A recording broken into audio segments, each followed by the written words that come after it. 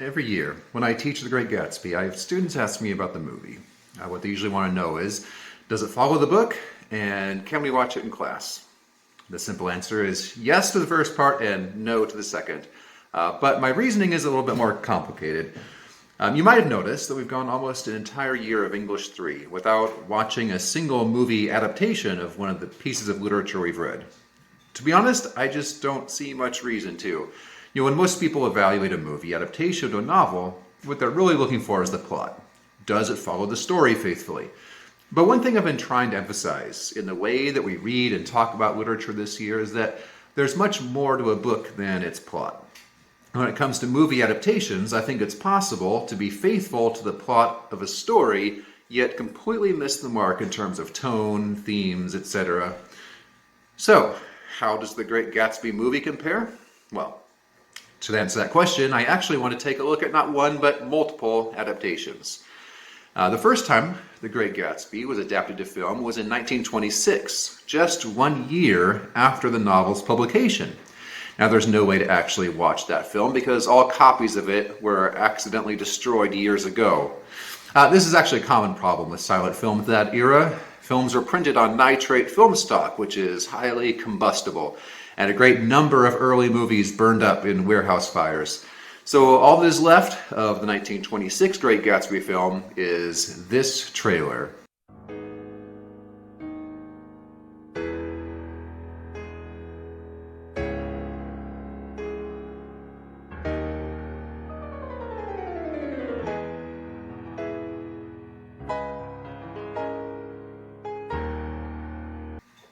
There's not a whole lot to say about this.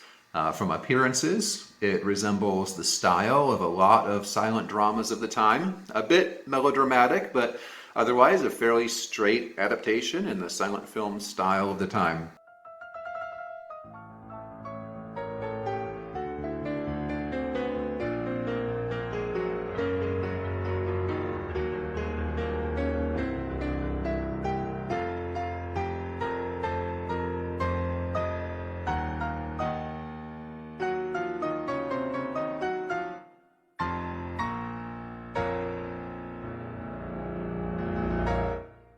The Great Gatsby was next adapted in 1949.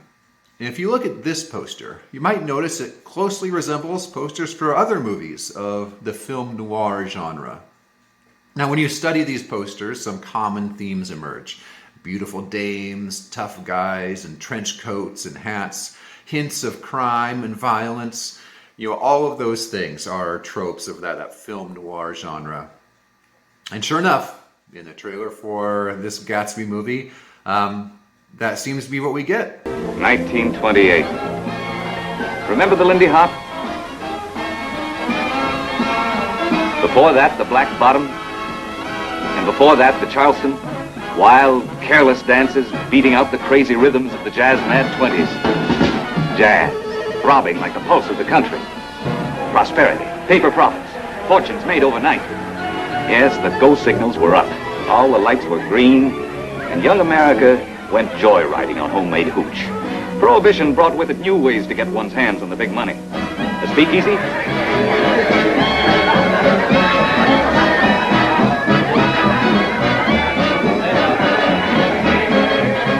The gunman?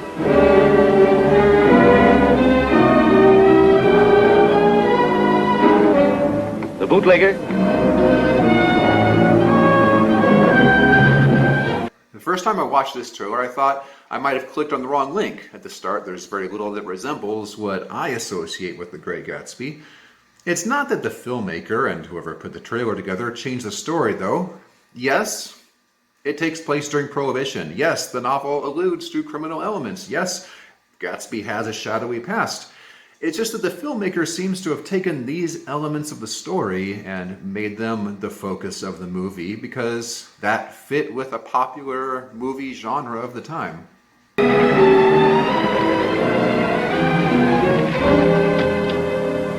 And out of the 20s and all they were came J. Gatsby, who built a dark empire for himself because he carried a dream in his heart. Now, we fast forward to 1974's adaptation of The Great Gatsby.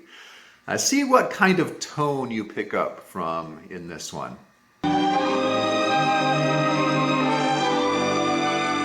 It was a time of hope, a time of wonder, but most of all, it was a time of romance, a precious time together.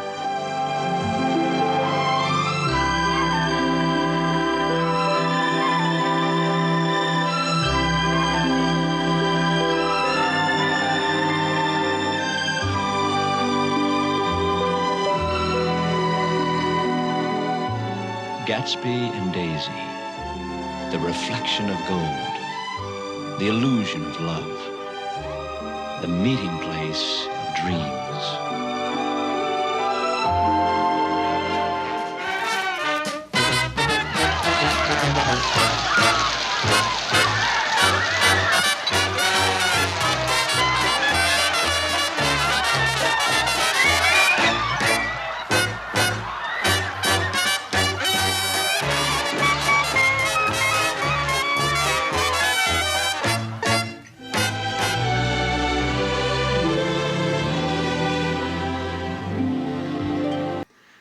Everything about the advertising for the film, the music, the soft focus, the voiceover narration, just screams romance. Now, we should recognize that sometimes the advertising for a film might exaggerate or play up what aspects of the film might sell tickets. But I do think that overall, this version of The Great Gatsby does emphasize the romantic side of the story over perhaps some other aspects. All right, now let's look at the 2012 adaptation, the one most of my students want to watch. New York, 1922. The tempo of the city had changed sharply. The buildings were higher. The parties were bigger. The morals were looser and the liquor was cheaper. The restlessness approached hysteria. Shall we? Who is this Gatsby? Do you know him? War hero. Mr. Gatsby doesn't exist. Gatsby? What Gatsby? I beg your pardon. Mr. Gatsby would like to speak to you. Alone. This one is big, loud, and flashy. Now, I think to understand this version of The Great Gatsby, you need to know something about its director, Baz Luhrmann. Now, he's best known for his movies Moulin Rouge and the 1996 adaptation of Romeo and Juliet.